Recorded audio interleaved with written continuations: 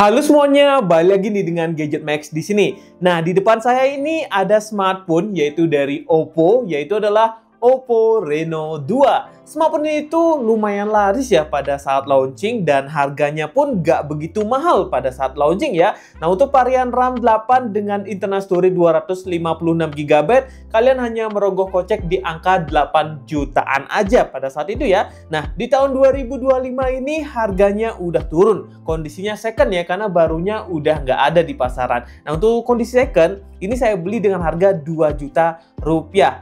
Saya sih maunya beli kemarin yaitu Infinix Hot 50 Pro Plus. Cuma kayaknya udah banyak yang bahas, jadinya saya beli ini aja dan saya penasaran. Dan ini sudah saya unboxing ya, karena ya saya video unboxing dulu sebelum bahas gadgetnya. Karena kondisi second seperti ini, pas pertama kali datang deh, buat launching. Pas pertama kali datang langsung kita unboxing teman-teman ya.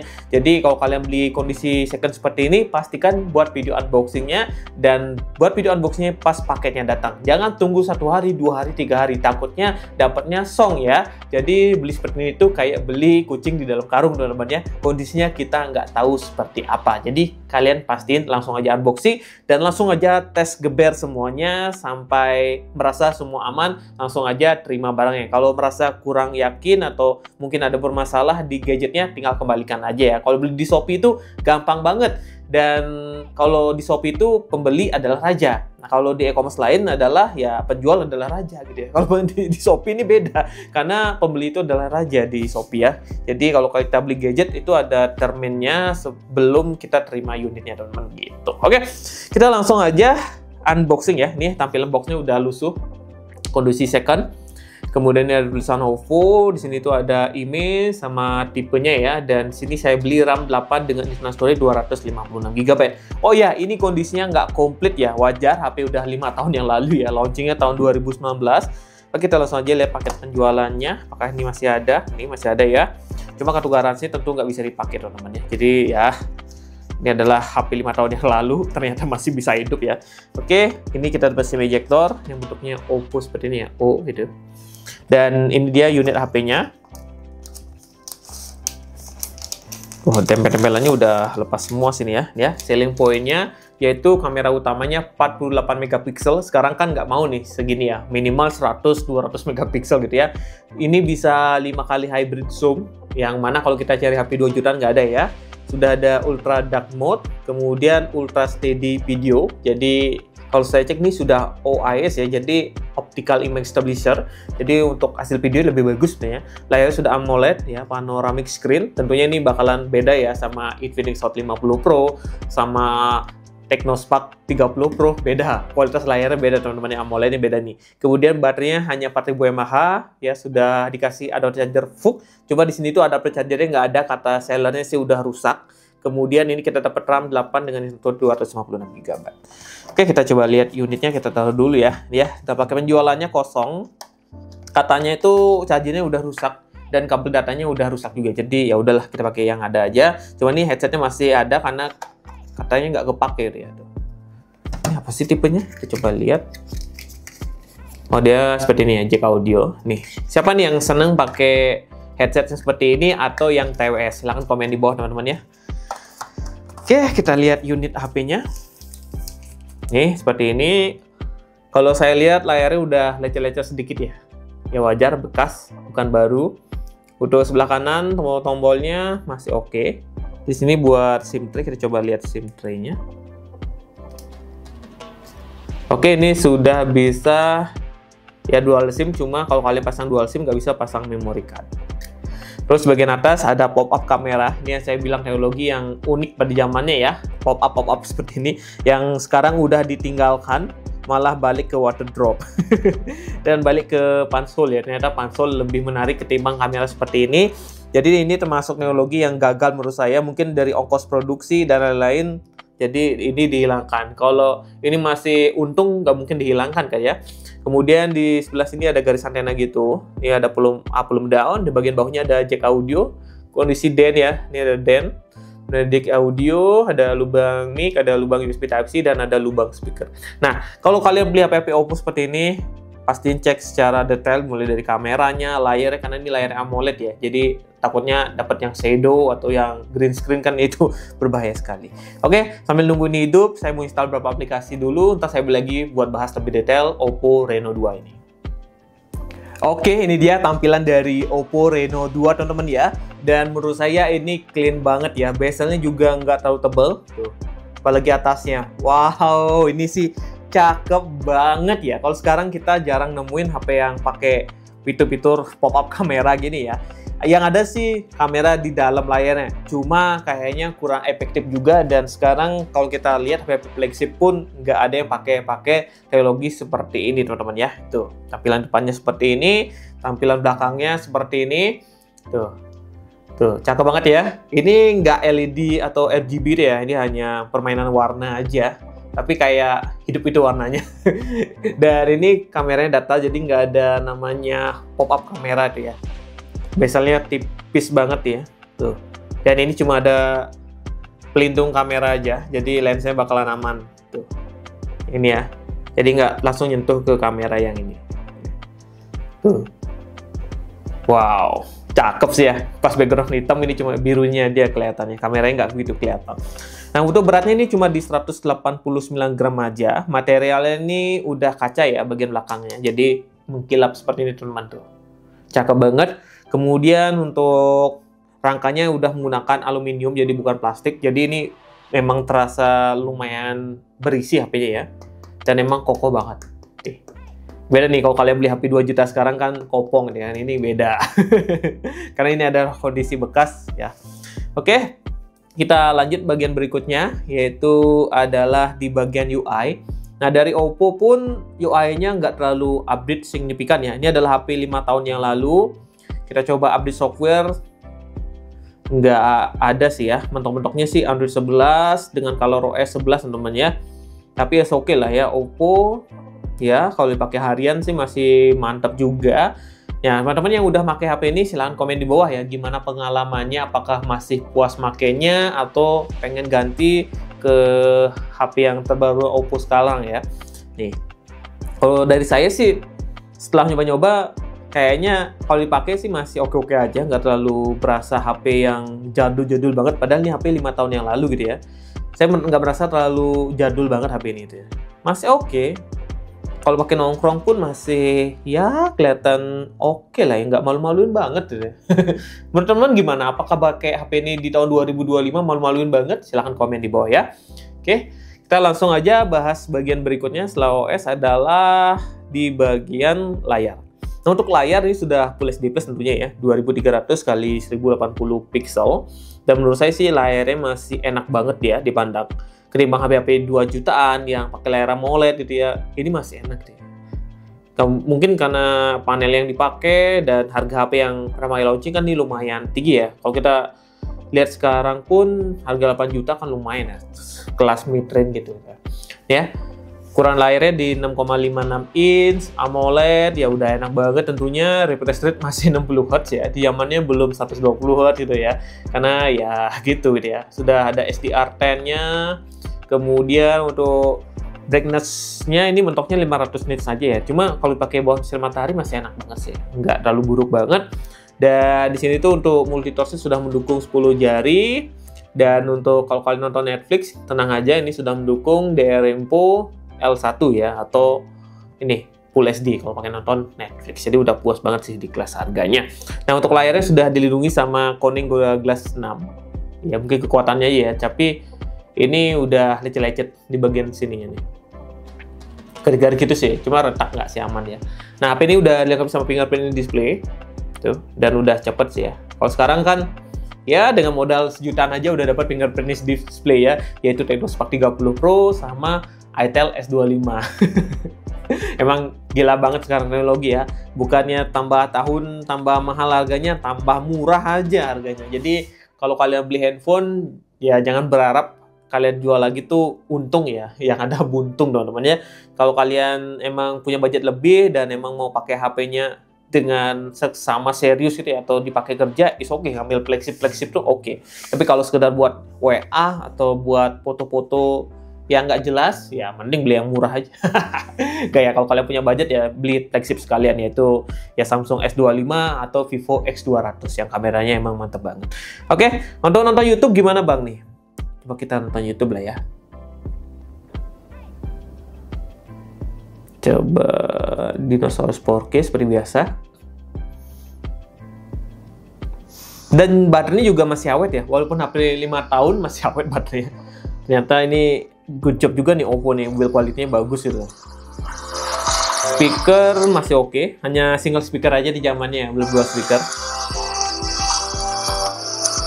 Pemutaran videonya bisa sampai 2160p.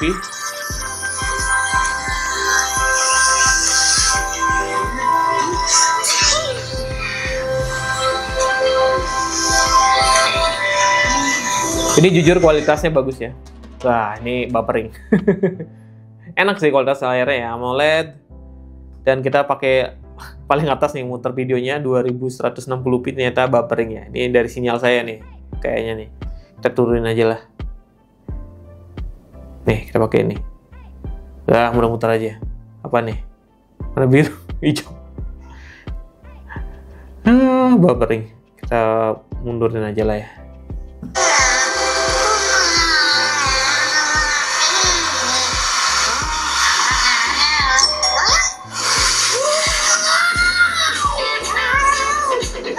Saya buffering ya, turunin lagi jadi 1080p di 60p. Nah, ini baru enak lah ya.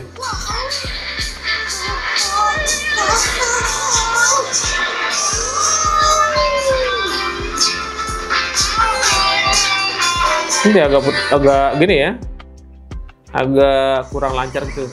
Oh, harus diulang lagi kayak ini, baru enak.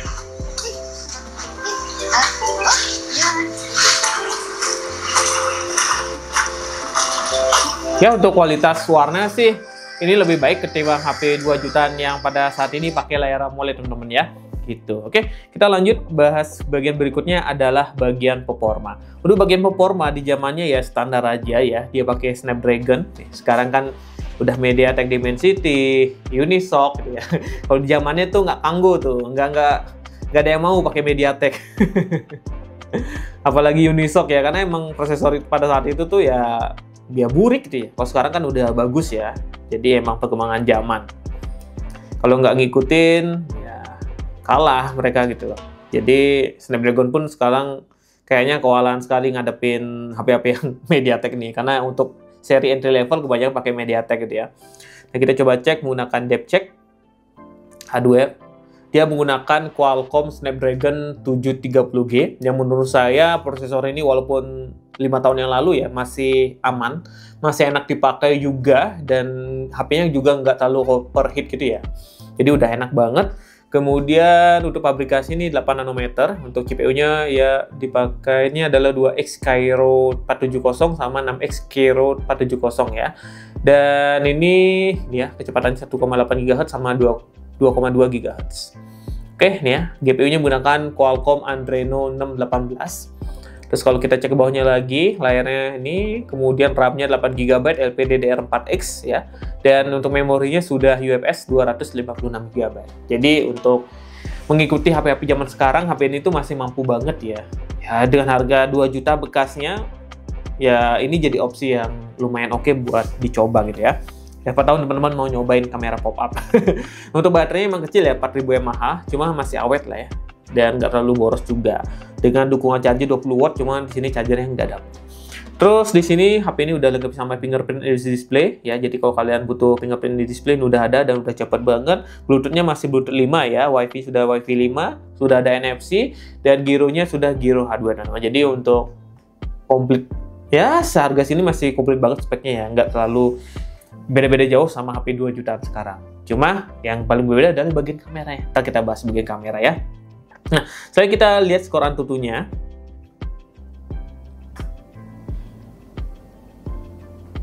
Nah, dapat skor AnTuTu 396.000 ya untuk CPU ini. Ya, belum dapat skor AnTuTu 400 ribuan. Nah, kalau sekarang dapat skor AnTuTu segini dengan harga 8 jutaan, wah dibully banget ya Oppo ya. Ini sih udah oke skor segini ya. Dan kita lanjut buat testing game, yaitu adalah game PUBG Mobile. Apakah masih bisa atau enggak? Kita langsung aja testing game PUBG Mobile di HP 5 tahun yang lalu ini. Oke, ini udah masuk ke game PUBG Mobile. Setting grafisnya hanya dapat di Smooth Ultra. Kalau motong-motongnya sih SD High aja sih ya, nggak dapat sampai SDR atau Extreme nggak dapat. Oke, realistik. Dan ini udah ada gyro hardware ya. Jadi kalau kalian main game PUBG ini udah enak banget tentunya. Kita langsung aja main ke gamenya. Dan di sini tuh nggak ada penghalang ya, nggak ada kamera tentunya. Jadi kalau kalian main game ini udah puas ya, nggak ada halangan sama sekali ya. Kemudian kalau kita swipe di sini ada forma gaming gitu ya. Ya kayak blocking, kemudian game focus mode nih ya. Langsung try ya, biar kita fokus main gamenya ya, nggak ada gangguan notifikasinya.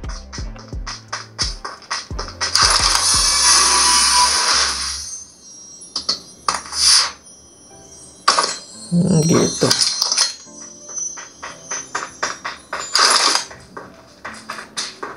Cara performa sih masih oke lah ya. HP juga saya testing nggak terlalu panas juga. Jadi kalau kalian demen main game, tentunya ini bisa jadi pilihan yang tepat. Lah. Udah nggak ada keker lagi.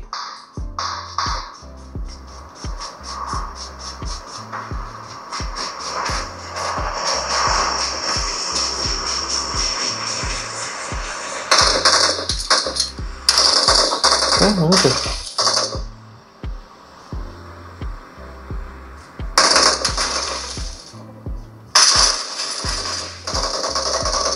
Loh, lumayan terus juga.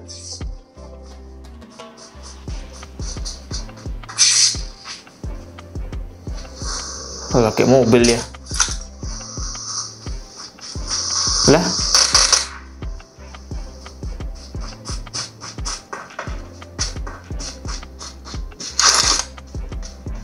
Oh, bisa skill nerbang gitu ya.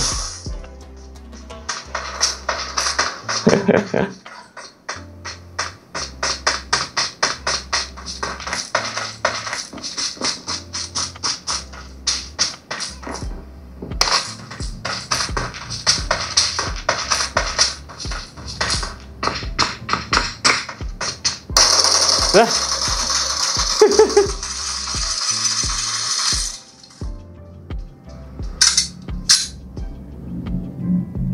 Nah, darah kita udah berkurang cuy.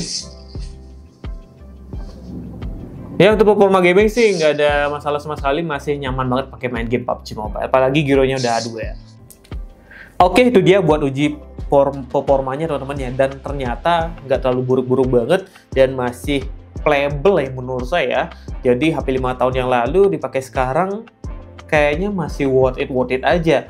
Jadi kalau kita lihat teman-teman yang beli HP ini 5 tahun yang lalu dan HP-nya masih bagus, kayaknya nggak bakalan upgrade ke smartphone sekarang. Tapi kalau punya budget lebih, kemungkinan bakalan upgrade ke Oppo lagi. Mungkin karena ekosistemnya dan service centernya, makanya balik lagi ke Oppo atau pindah ke Vivo. Nah, gitu ya. Oke, kita lanjut. Pembahasan berikutnya adalah kamera. Nah, untuk kamera, ini di kamera belakangnya ya. Kita bahas kamera belakang dulu. Untuk kamera belakang ini lumayan oke ya. Dengan kamera utama 48 megapiksel. Kalau sekarang kan udah 108 megapiksel, 200 megapiksel ya.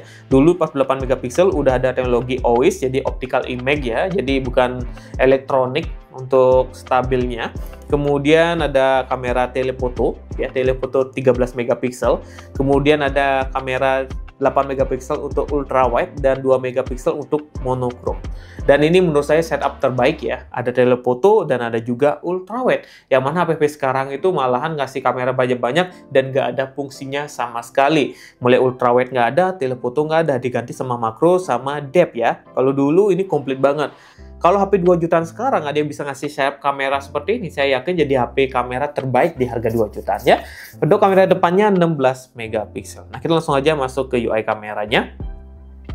Oke, di sebelah kiri ini ada mode night. Jadi kalau kalian demen foto malam hari, tinggal pakai ini aja. Cuma dia ada jeda ya. Jadi kalian harus diamin tangan kalian sebelum pindah-pindah biar hasilnya itu bagus ya nih. Jadi kalian harus nunggu dulu. Ini saya gerak-gerak jadi gambarnya nggak detail. Jadi agak kayak ada berbayang-bayang gitu. Kalian harus tahan tangan kalian. Kalau sekarang kan teknologi sekarang nggak perlu seperti ini. Jadi udah bisa dapetin kamera yang bagus ya. Jadi sekali take aja. Kalau ini udah kita testing di outdoor tadi ya. Nah, di sini tuh ada video. Nah, video ini kalau kalian ngerekamnya di 4K 30 fps itu nggak ada ultrawide-nya. Jadi kalian harus rubah dulu, masuk ke setting. Terus kalian pindahin ke 1080p. Nah, di sini tuh baru ada kamera ultrawide-nya teman-teman tuh. Dan spesialnya kalau kalian ngerekam, kalian bisa pindahin kemanapun ya, mau ke ultrawide, mau ke normal, 2 kali atau 5 kali teman-teman ya. Dan ini hasil zoom-nya udah bagus karena dia sudah ada kamera telefotonya. Ya, kalau bukan ini bukan digital teman-teman, beda. Kalau digital kan hasilnya pasti burik, kalau ini enak banget dilihatnya, detailnya warnanya dapat banget gitu ya. Kemudian di sebelah kanan ada foto ya, bisa ultrawide juga tuh. Dan spesial sih 4K-nya ini teman-teman ya. Jadi HP ini tuh bisa ngerekam 4K 30 fps, mantep kan? Tapi untuk kamera depannya standar aja gitu. Nggak ada yang spesial kamera depannya ultra steady, nggak ada. Kemudian di sini tuh untuk videonya hanya 1080p aja, nggak bisa 4K ya. Jadi untuk kamera depannya itu fiturnya dipangkas banget gitu ya. Mungkin karena ngejar ininya, pop up ini gitu. Nih, bisa ditekuk-tekuk gitu. Tuh. Dan ini masih normal teman-teman. Jadi pastiin kalau kalian beli ini normal tuh. Jadi udah close sendiri ya. Jadi kalau jatuh dia bakalan langsung close aplikasinya. Tuh. Ya unik aja sih ya seperti ini teman-teman ya. Tuh. Cakep sih ya. Kemudian ada foto, ada portrait, dan di more sini ada pilihan timelapse, panorama, stiker ya. Untuk UI-nya standar aja, tapi untuk hasil videonya ini saya ancungi jempol ya, karena bisa ngerekam di 4K 30 fps dan sudah ada OIS-nya, tentunya nggak bakalan terlalu bergoncang kalau dipakai rekaman. Nah, kita langsung aja testing di outdoor sedikit. Hasil kamera dari smartphone Oppo Reno 2 di tahun 2025 hasilnya itu seperti ini. Oke, ini adalah hasil kamera dari smartphone Oppo Reno 2. Nah, ini kita belum hidupin ultra steady-nya dan kita ngerekam di 1080p di 30 fps. Dan impress banget ya, kameranya masih cakep di kelas harganya. Dan yang paling spesial, ini kita bisa pindahin ke kamera ultra wide. Tuh, ya. Jadi kita nggak perlu tutup buka aplikasi, tinggal diginiin aja udah bisa banget. Nih, bisa di zoom 1 kali, 2 kali, dan bisa sampai 5 kali. Dan secara detail sih ini saya juga puas banget ya, nggak terlalu buruk lah ya. Tuh. Cuma plat nomor sih nggak kelihatan ya. Kita coba lihat plat nomor dari Toyota GR 1630 LC. Ya, ini bisa zoom sampai tuh ya. Cuma kalau udah 20 kali udah pecah banget ya. Coba balikin lagi. Tuh. Tapi kelihatan sih ya plat nomor ini jauh banget nih. Ini kita coba balikin lagi ke normal. Tuh ya, jauh ya. Kalau ultrawide seperti ini. Wow, keren banget ya teman-teman ya. Nah, kita coba ngerekam muka saya biar teman-teman tahu gimana sih hasil kamera muka saya, biar teman-teman tahu. Oke, ini tampilan muka saya teman-teman. Kalian bisa nilai sendiri gimana hasilnya, bagus atau tidak. Nih untuk kamera belakangnya teman-teman ya. Selanjutnya kita mau coba 4K-nya, apakah masih bagus atau enggak ya. Oke, ini kita ngerekam di 4K teman-teman ya, dan OIS-nya kita hidupin. Dan di sini tuh untuk 4K kita nggak bisa pindah-pindah kamera teman-teman ya, jadi stay di kamera utama. Hasilnya seperti ini. Dan ini bagus, sumpah. Ini kalau kalian cari HP kamera yang bagus, ya ini masih bisa jadi pilihan teman-teman. Nih hasil kameranya. Nah, menurut teman gimana hasilnya? Kalau saya lihat di layar sih enak banget ya. Pakai jalan juga enak. OIS-nya itu bisa ngerekam di 4K juga. Gila sih ini ya. Pakai lari gimana bang? Wow. Oke, nggak buruk-buruk banget sih ya. Nih. Detail dari warnanya enak loh. Nih. Wah. Ini sih HP yang turun harga, kameranya wajib kalian coba nih karena semenarik ini ya. Ini kita coba check-in, hasil seperti itu. Oke, kita coba kamera depannya teman-teman ya. Nah, kalau ini kita ngerekam 4K teman-teman ya. Ternyata tadi kalau Ultra Steady On itu kita ngerekamnya mentoknya di 1080p di 60 fps. Nah, 4K itu nggak bisa ngidupin Ultra Steady ternyata. Oke, kita rekamnya seperti ini dulu. Ini kita rekam kameranya di 4K. Dan kalau kalian rekam 4K tentunya dapat detail yang bagus ya. Nah, kalau pakai jalan gimana, Bang? Nih, tanpa Ultra Steady On 4K 30 fps. Cakep banget. Kita sambil jalan ya. Tuh. Ini sih gila banget kameranya, teman-teman. Tuh, pakai lari. Tuh, hasilnya seperti itu. Gimana? Tertarik pengen nyoba? Langsung aja nih, beli ya. Ini kita coba ke jalan raya biar teman-teman tahu gimana suara mic-nya. Tuh, ini saya rekam pinggir jalan. Dan ini 4K 30 fps mantap banget. Cuma di sini tuh kita nggak bisa Ultra Steady. Cuma bisa di zoom, teman-teman ya. Zoom 5 kali dan detailnya masih bagus. Nih, 2 kali seperti ini dan 1 kali seperti ini. Gitu. Oke lah, itu aja untuk hasil rekamannya. Kita lanjut pengetesan berikutnya, yaitu kamera depannya. Oke, kita ngerekam di kamera depannya. Nah, untuk kamera depannya standar aja ya. Dan hanya bisa ngerekam di 1080p di 30 fps. Dan di sini tuh nggak ada fitur Ultra Steady. Jadi kalau kalian pakai jalan ya bakalan bergoncang seperti ini. Dan di sini tuh nggak ada ACE juga ya. Jadi ya hasilnya seperti ini aja untuk kamera depannya. Gitu teman-teman ya. Tapi untuk kamera belakangnya sih wow banget ya. Jadi kalau kalian pengen vlogging, saya sarankan pakai kamera belakang aja ya. Kalau kamera depannya standar ya menurut saya. Mungkin karena ini teknologinya masih pop up gitu, jadi beberapa fitur dipangkas ya. Gitu. Tapi keren sih ya, pop upnya masih hidup. Begitu aja untuk hasil kamera depan dan belakangnya. Kita coba foto sedikit, hasilnya itu seperti ini.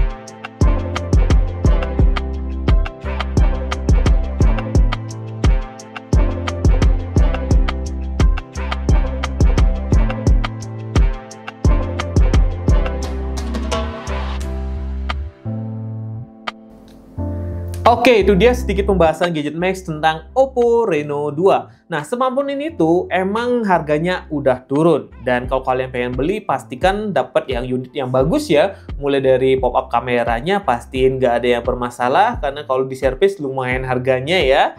Dan ini adalah ciri khasnya teman-teman. Nih, ini yang saya kepincut pengen beli HP ini.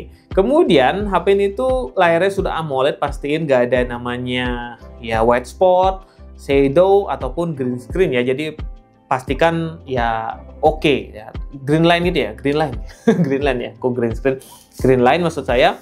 Kemudian pastikan baterainya awet lah ya, awet sewajarnya ya, sewajarnya HP bekas, jadi nggak terlalu drop banget, nggak terlalu ya boros banget gitu ya. Jadi pastiin baterainya juga awet gitu teman-teman ya.